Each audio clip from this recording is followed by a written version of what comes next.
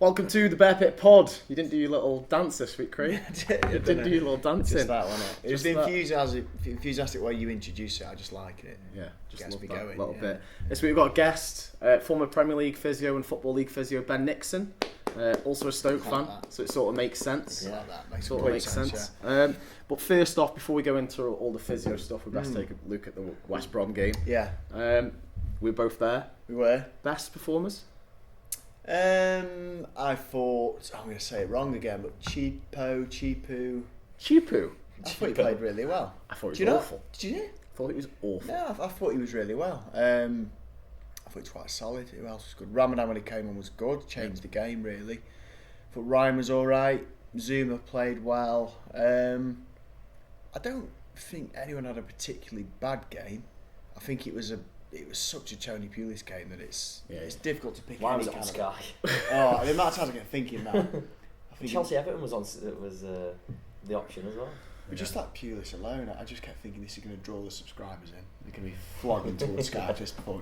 It was a poor game. It was a very poor game, poor quality game. It was, yeah. Really, did you watch much of the game? You watch it afterwards? Did you watch it live or? Yeah, I watched it on Sky. Yeah. For me, Chupu just didn't know what to do up front on his own. I thought he was completely different from when I don't think he's a striker, don't get me wrong, but I thought he was quite solid on the ball. But we'll put it out there to the comments. Yeah, he went Who's down right, L or me? He went down quite easily a lot of times as well. I thought it was a penalty. No. I thought it was a penalty. I think he threw himself. He put his foot into the... If I'm anyway. being completely honest. I'm going to say anyway, worst performers then? I think Chupo was one of them. Eric didn't have a great game as per usual. That's a bit harsh. Eric's had a couple of good games recently.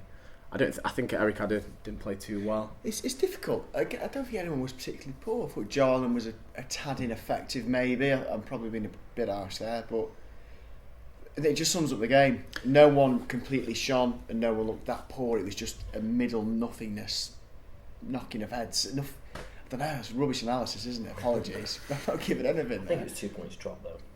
Yeah, there was definitely chances to win it. Yeah. One of the things, and going back to best performance because I didn't mention him, I think Zuma had a pretty good game. He was good. He also created a lot. It's a shot. He does love a shot, but looking back on the goal, I believe it was him and Eric. Could be right. I think it's him and Eric that let Rodriguez sneak in between them. I think everyone misjudged the cross. Everyone misjudged it. I think Zuma was good, but I don't think you can ignore that. He's still only 22. He's a very, very good player, but I think it was a real lack of concentration that let Rodriguez just slip right past him to score that goal.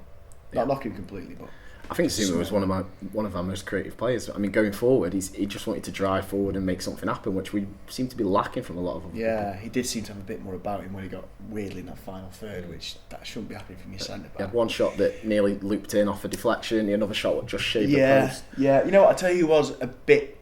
Poor is a harsh word, but he wasn't that great. But Hesse was a bit quiet. Very quiet. I think we're fair to say Hesse was a bit quiet. Without saying he had a poor game, but...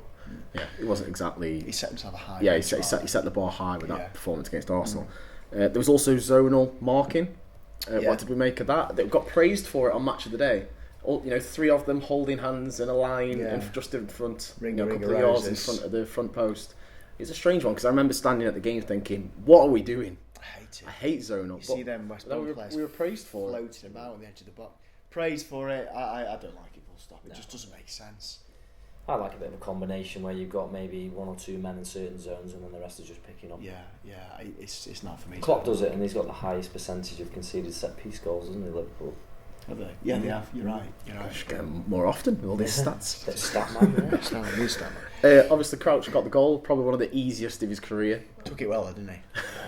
Big bonce. I love him. But just adding to the headers tally, you could have just chested it. Could have tapped it in anything. Just want to get that record up. No one can break it again. But Ramadan created it, and obviously did very well when he came on. And I was going to ask the question because he did so well when he came on. Could Ramadan be the right wing back that we're looking for? That's been talked about a little bit, hasn't it? The old source of the OK message board, but I don't know. I don't go on, Craig. Every week you come on. every morning on the way to work I go on it. There's a lot of crap on there, but it's my Stoke fix. Yeah, I think so. Because I praised his defensive capabilities as much as his attacking capabilities, and I think he's got better defensive duties than or actions than Juve. Yeah, 100%. He's a bit clever. He's a better tackler.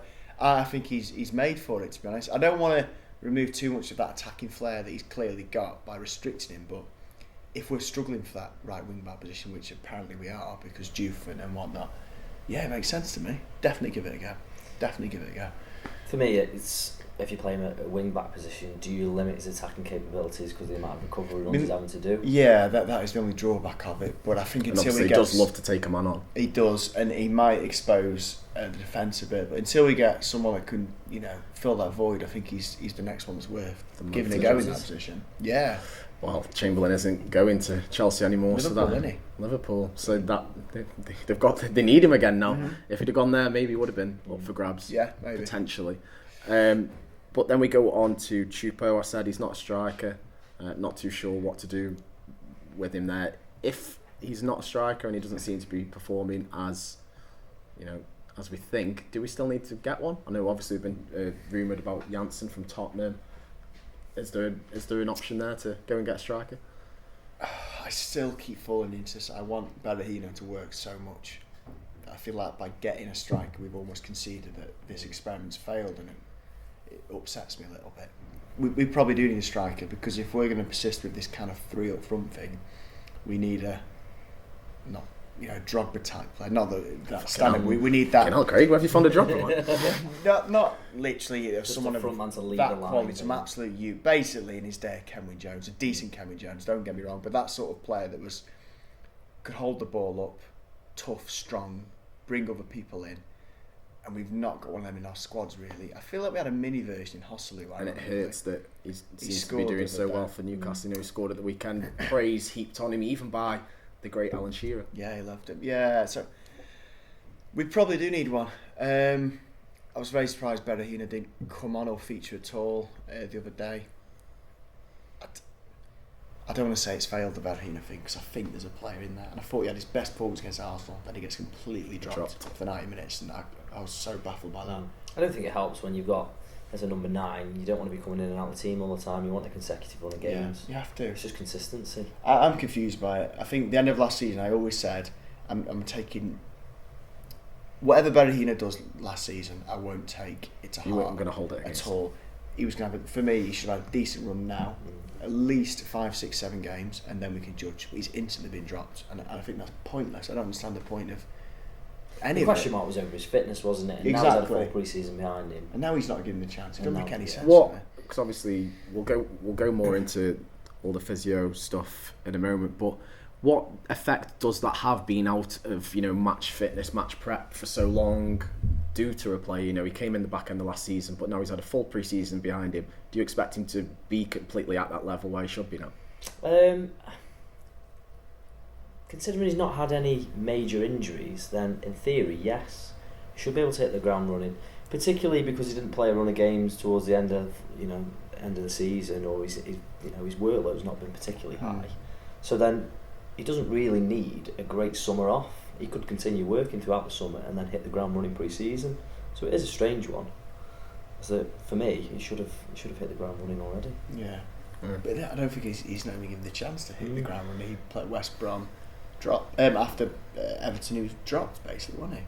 But then he played Wigan against Arsenal and dropped. Another thing whilst on strikers, Crouchy.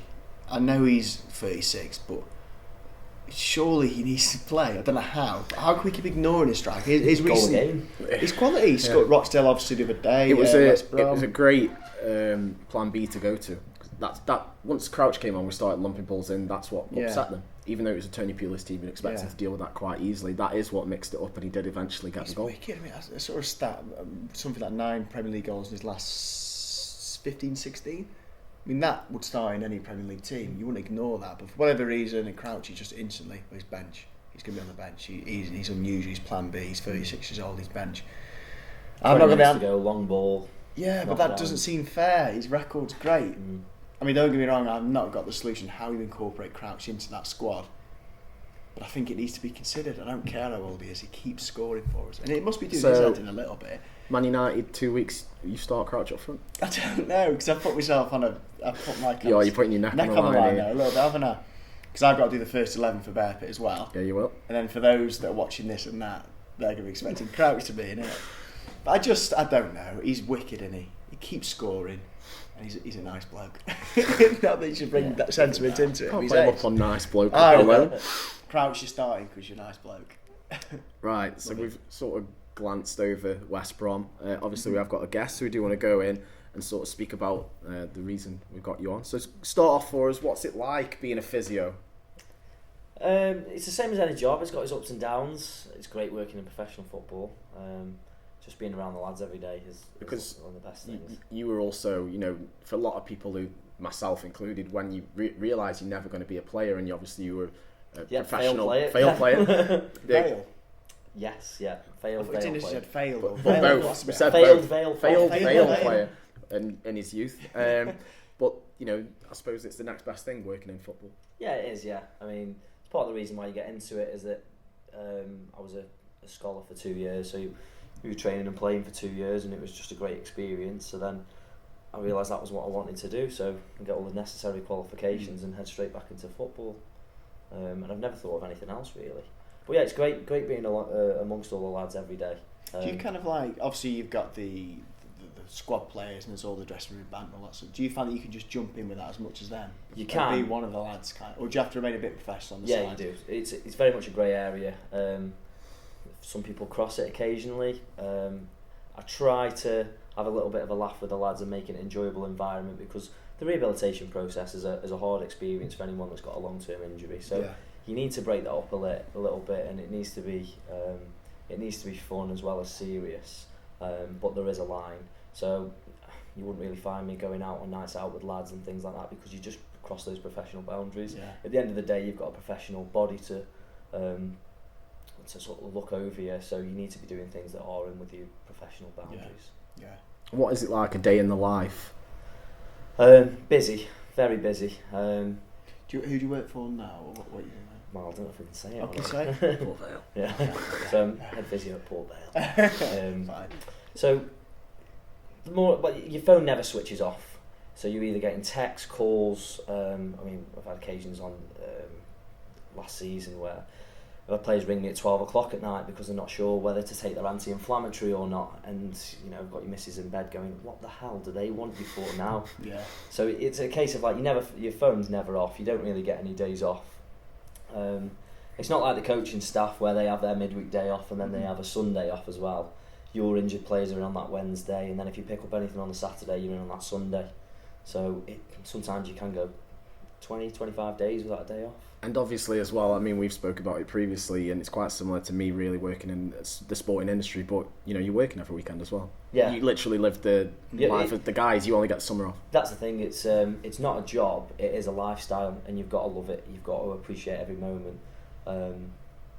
Otherwise it's not worth doing. It could just become hell if you didn't enjoy it, and that's what we're all in it for, because you live it with the lads, you win every game with the lads, you lose as a team, you win as a team. You're part of the team, basically. You are, yeah. And there's nothing more satisfying than when you've got a lad back out onto the pitch and he scores a goal or something like that. It just gives you that satisfaction as if you've done it yourself. Yeah. So even though you are a Stoke fan, you're sort of a Vale fan as well, really. Well, you do support the team that you work for. You've got to. Have you developed any affection for Vale then? Not critical, because you would, wouldn't you? Naturally. I've worked at Crewe, I've worked at Stoke, and now I've worked at Vale. So I generally want to see the area do well. As cliche as it sounds, is that you do have an affinity towards all the clubs that you've worked for. It's just like any player. Yeah. Yeah, you would, wouldn't you? Just like a player. Yeah. Have you ever Players get move. That, There's good and bad things about every single club that you work for. Yeah. So It's just the way it goes. Yeah. Are they ever going to get that stand built? I think the plan is 15 years. if they ever get to the Championship. Oh God. It gets built. We will go into some questions what people have sent in a bit further down the line, but I've got some probably that concern Stoke or just concern general questions that we have, and one that gets raised quite often that I think was started by a certain Stoke fan page is Ryan Shawcross is known for having this back injury that's been going on for a while now, and some people claimed that it was a mental block. Have you ever seen that or heard of that? Any cases with or out of football where that's the case, where there's a mental block on an injury? I think it's not, because it's not maybe an injury that you can see physically, as I think the psychological aspect of any injury gets overlooked, and that the support network out there, particularly at the lower league clubs, isn't there. it's different when you're at a Premier League club because you can chuck all the money at it in the world. I don't know Ryan Shawcross's history as such, so it is difficult to comment, but from my own personal experiences, you do get players who do have that block to get over. It is really difficult because if you've got a lad that's been out for 6 months and then they've done it, in a block tackle, is that they're going to be apprehensive about going into a block tackle. That's just a mental. Again. It is, yeah. And sometimes the best thing for it is to actually happen, and they realise, oh, it's not too bad, yeah. Do you? I mean, all I've ever noticed is Ryan's got a dodgy back. I don't know why you would, but do you know what that is specifically? Have you ever heard from a mate or a colleague of what's literally happened to his back? Not specifically. I think he's had a couple of operations, and I mean, the last thing you want as a professional footballer is an operation, because it does put a cap on your career. Anytime you go under the knife, you are limiting your capabilities, because whatever joint you've had worked on is then compromised for the rest of your life. It's never ever the same as what an uninjured joint is. So, as he gets older, it will become more difficult because, your body starts to deteriorate as you get older. We're all dying. Yeah, we're all dying. It's just some quicker than others.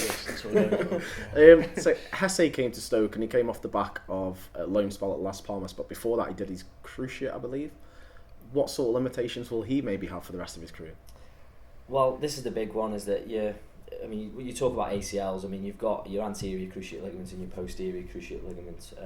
The main one that you actually do is your anterior one. So the likes of Bojan and Afellay, they've all done theirs. And, statistically, you get about 9 out of 10 players will return to playing at a level, but only 3/4 of those players will return to playing at that same level. Right. So you think about the likes of Bojan, he's come back and he probably hasn't looked the same, but that's just because his joint is now compromised.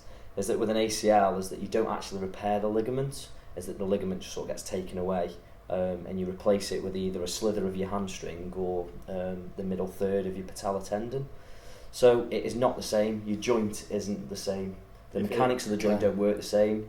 The feedback from your knee to your brain isn't the same. You're lucky to get it to about 90%. If you can get it to about 90%, you've done exceptionally well there. But loads of players are playing with deficits there, and you have about a 25% chance of redoing it. So that's why you see so many, like Afellay, just constantly injured again. The thing is that there's you've got modifiable risk factors and you've got not modifiable risk factors. So things like strength, flexibility, mobility, balance and proprioception, all those things that you can work on which will help the joint and will help the body. But you've got things like just genetics. If your body is made up of a bag of shit, you'll always be a bag of shit. Yeah. There's nothing you can change about that, and then you'll always be prone to injuries, and some are worse than others. Right. So that sounds quite daunting. Quite depressing for Bojan then, because let's face it. Well, he does look to be off as well. Well, yeah, he's going on loan to Alaves. He did it in 2014, January, I think it was, and we've not seen that Bojan since, have we? Whether that's a psychological thing, ability thing, or physically his knee, maybe a combination of all three, I don't know. It's always difficult because, especially with the explosive players, because they rely on that quick change of pace, is that you're putting that knee in a position where, if it's not quite right, it could just go. So the knee has to be strong enough, the muscles around it have to be strong enough and explosive enough to withstand the forces of playing in the Premier League. And the thing is, all the stats are saying at the moment is that the pace of the game is getting a lot quicker. The demands placed on players' bodies are getting a lot harder. Yeah. People are training harder, and at the end of the day, the body's only got a set limit which it can cope with. Yeah. So maximum levels are obviously going to create injuries. Sure. Yeah. So you'll find that you might get a different type of injury that's coming through. We're seeing a lot of these tendon problems at the moment because you're getting these players who've got these small frames because they're very nippy and quick, but they've got these huge muscles. Like Shaqiri, for example, but his actual skeleton, his bones, will be quite small. But he's got these huge muscles which places these tendons and these units under huge amounts of stress. So is this why he's injured so often? So many strains, so many. It's like a Formula One car. The more explosive the player, the more likely things are to go wrong with it. You like Daniel Sturridge, Aguero, Shaqiri. They've got these big muscle fibres that So what would you advise Shaqiri does to kind of address that? Because it keeps happening. Well, lose muscle, is that... It's difficult because it's genetics. I mean, you'll be surprised, but Shaqiri probably doesn't even touch a weight. As that he might do the odd thing to maintain himself, but I very much doubt that he'll be smashing the gym all the time. He'd actually be advised against that. Yeah. Because he'll just go huge. Just get bigger. He's just one of those types of people. Yeah.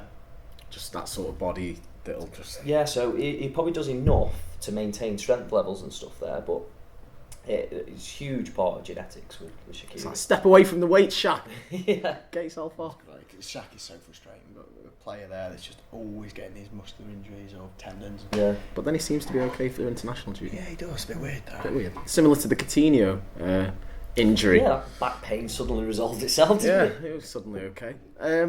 Obviously tomorrow is it might be today as this podcast goes out if you're on YouTube, but transfer window tomorrow. Medicals is a big question. Matt Bills and Connor Whelan asked, how long does a typical medical take? As long as you want it to take. Right. Is this depending on how extensive you want it to be? Depends how much money you've got. Right. Premier League clubs will throw a lot of money at that because of the huge sums involved, whereas your League 1, League 2 clubs, it'll just be a basic assessment. Your actual medical process starts with research. So before a player's even come into the building, you'll be as simple as Wikipedia and his injury history. Right. Getting clips on Sky Sports of any injuries that they've had, so you can collate an injury profile from that player. I know Liverpool, they get their scouts to and video analysis to actually clip at any injuries that they may have got on camera. So it's a huge process involved. Obviously at the lower league clubs it doesn't go that extensive. So once they've collated all of that, you may end up speaking to the previous physio just to get a feel for what the player was like, what he's like as a person, what he's like as a player, how needy he is in terms of like any hands-on treatments or training requirements that he needs, and then just a breakdown of his injury history. And then when he walks through the door, you've got a good idea of what to expect and what to look for. Yeah. So the first thing they'll probably do is do a cardiac screen. So they may do like a VO2 max test where they test like heart rate. Is that the one on the treadmill with the mask? Yeah, so they may do something like that, and then they'll actually have like an echocardiogram just to check the heart function and there's no pre-existing heart conditions. And that's been a massive thing since the whole Fabrice Muamba incident. Everyone's... I mean, I don't know what happened to Muamba specifically. I know it's his heart, but is that specifically looked into now? Yeah, but that's definitely. like you have by law or whatever. You have to look to see if you got this defect. When you sign somewhere at 16 as a youth team player, it is a requirement to have a cardiac screen. The FA fund What that. was it with Muamba? What was that? It was a genetic condition that he was born with that was never picked up. I think it's because he never played football. It might be because he never played football in England when he was about 16 to 18, so he never had one done. Right, okay. So he never had this screening. So it never... So it's a massive thing. And now I think players are doing it every year. Right, so okay. the clubs that have got that sort of money will just do it every year anyway, just as a precaution. Yeah.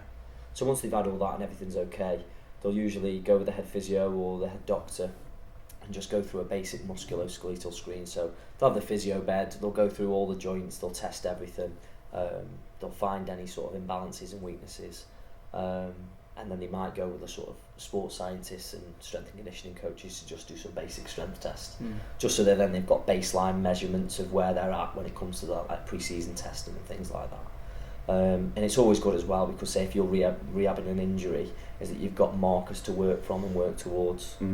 And then after that, so we've done the cardiac, we've done the MSK side of things.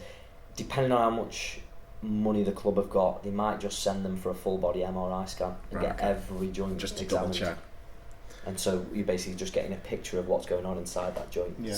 There is benefits and there is drawbacks with that because anyone that's had like a colourful injury history, you'll just light up like a Christmas tree on that MRI scan. Right. So you have to take sort of things with a pinch of salt, really. Have you ever witnessed somebody being rejected by the club because of the medical?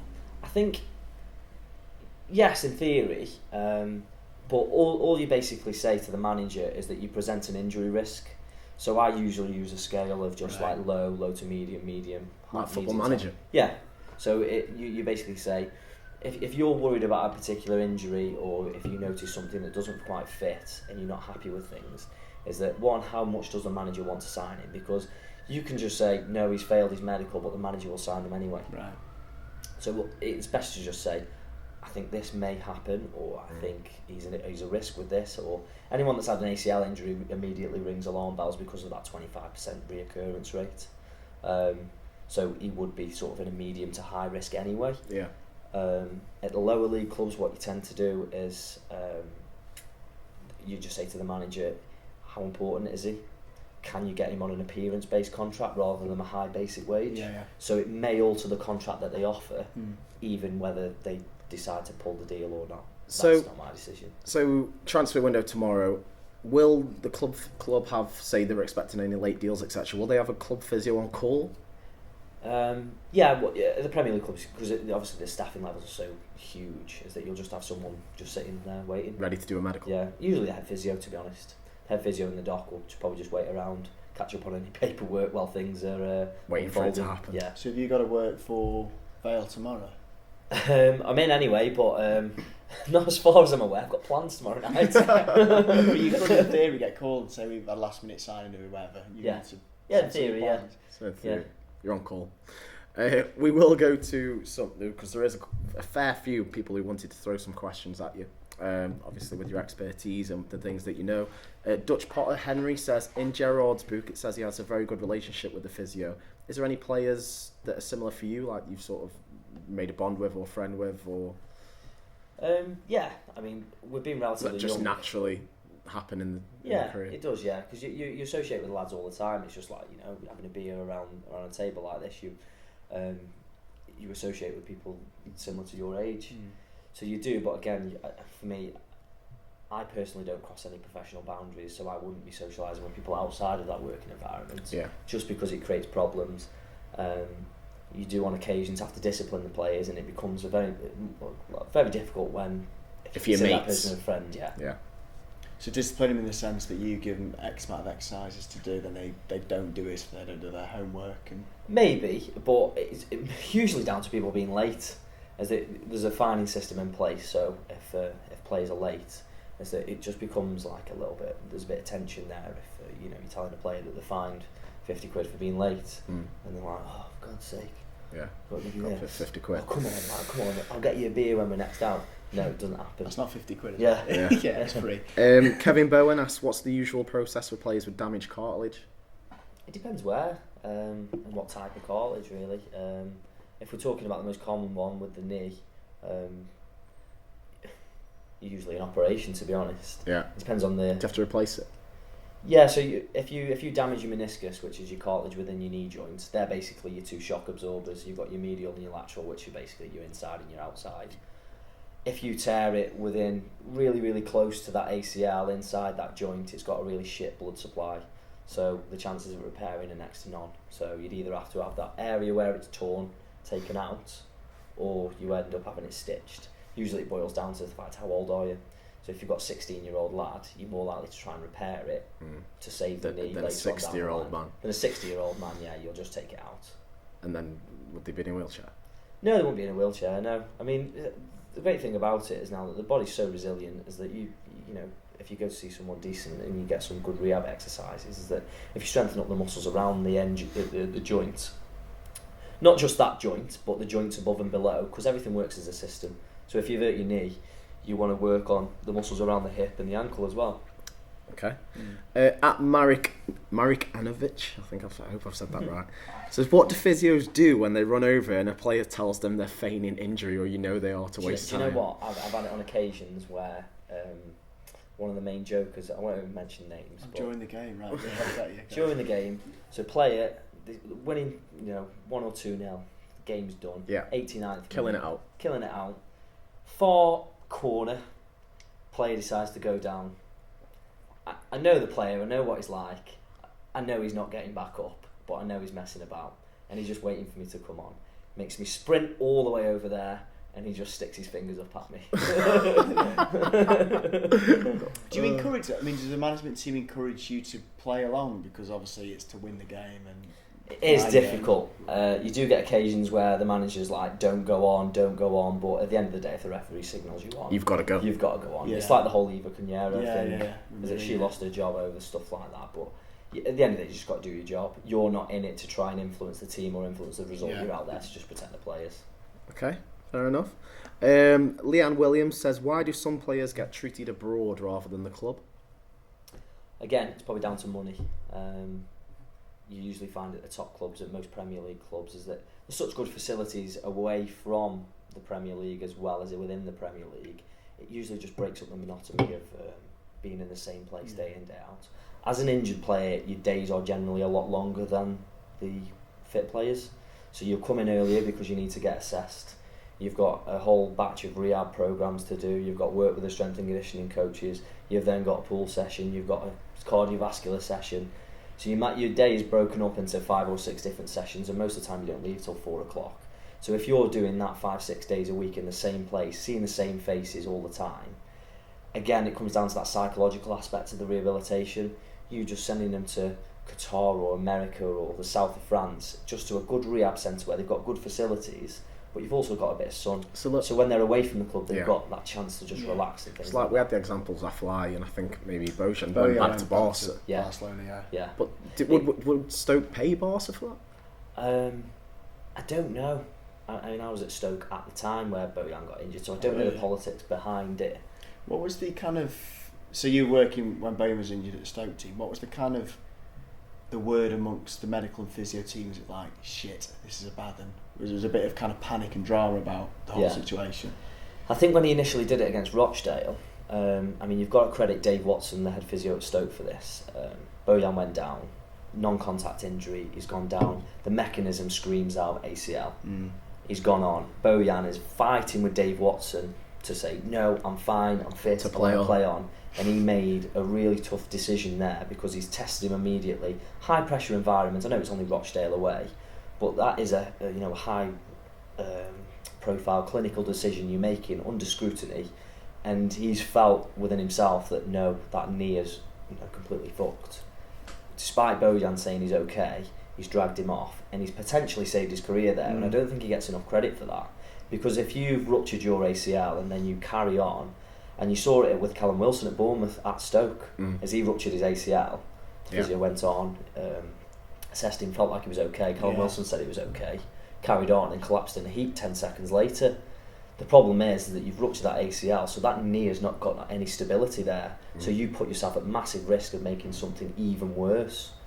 And so, I forgot the question. that was kind of it, really, I suppose. Yeah, what was the kind of, in the background, what was the panic and the thought behind Bojan? Was a lot of like, shit, this is bad then. Did you interact with Bojan at all? Did you see him or speak to him? In the gym? Yeah, I saw him in the gym and just gazed at him occasionally. We all do. We all. But he's, anytime that someone goes down with an ACL injury, you know that, I mean, people scream out to you 6 months, but the evidence is there to say that you've got a lot higher risk of redoing it if you come back before 9 months, as that it is a 9 to 12 month injury, and that the media are guilty of trying to push players back in a way because they associate ACLs with 6 months, but they're definitely not. Certainly when there's a big international tournament coming up as well. Oh yeah, definitely. And the shame about it was that he was just coming into his own as well. He was really hitting a run. Yeah, he was doing well. He's doing very well. Tragedy. Statman Dave of the front three and also full-time Devils asked, will Darren Fletcher ever miss a game again? I think he's too slow to get injured.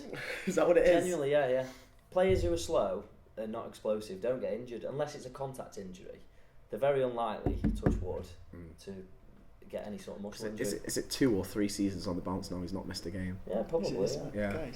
I don't think so. I actually replied, I think he'll miss one in 2107 when he has to represent Scotland in the International Galactic War. Yeah.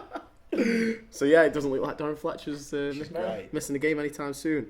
So you can guarantee he comes off on Saturday. Yeah, next Saturday against Man United. International week. Against his former club. Yeah. Oof. Interesting. Utch Stokey says the most comical injury you've had to treat. Someone's balls. Yeah, that's the standard. Oh God, I had a situation the other day actually. Not comical injury, but comical situation. Player gets a dead leg up towards the top of his thigh, So told him to get showered and changed. Comes back to the physio room in his own gear. Right, take your trousers off. Let me put a compression bandage around it. So down I get on my knees. Takes his trousers down. He's not got any pants on. So I'm there. He's in front of me, wiggling about in front of my face. What are you doing? And that's the sort of situation you just have to deal with.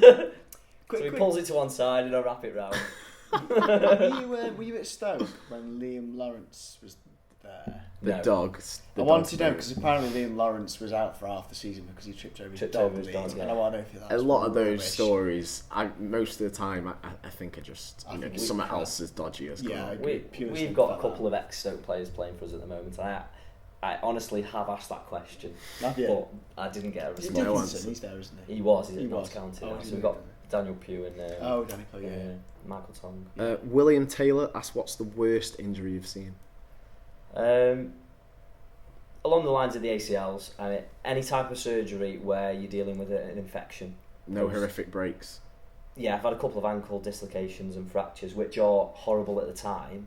Trying to sort of put things back into place while you're on the pitch. I'm squeamish. Never pleasant.